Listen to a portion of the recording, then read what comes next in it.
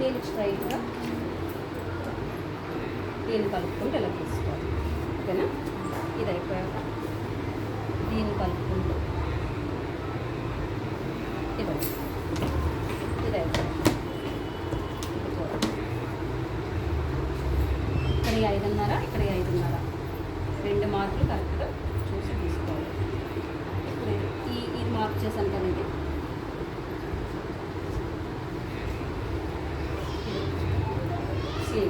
అది అయిపోయింది. ఇప్పుడు బ్యాక్ సైడ్ నెక్ ఎంత చెప్పాను, ఎంత చేశారు? 4.5. ఇది ఇక్కడ 1 ఇంచ్ మార్క్ చేసామా, ఇక్కడ నుంచి ఇదంతా ఫోల్డింగ్లోకి వెళ్ళిపోద్ది కాబట్టి మనకి పైకి ఉన్నదే మనం తీసుకోవాలి. 4.5, దానికి 1/2 ఇంచి కలుపుకోవాలి. 5 ఇది 5 ఉంది. దీని నుంచి ఇక్కడ చూసుకోండి, దానికి వచ్చింది 2.5. ఇక్కడ కూడా మీరు 2.5 పెట్టుకున్నారు కదా. మళ్ళీ దీనికి 1/2 ఇంచి ఖర్చు పెట్టుకోవాలి. ఎందుకు అంటే నెక్ అక్కడ వెడల్పు అవ్వడం కోసం.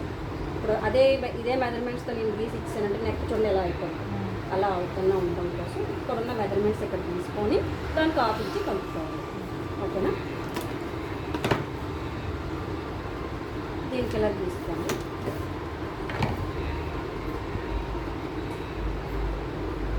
ఇలా మార్క్ చేసుకోవాలి. ఇప్పుడు ఇది మీకు స్క్వేర్ నెక్ అవ్వచ్చు, రౌండే చేసుకుందాం అనుకుంటే 1 ఇంచ్ తీసుకోవాలి. ఈ మూల నుంచి ఇక్కడికి వచ్చింది కదా, ఇక్కడ నుంచి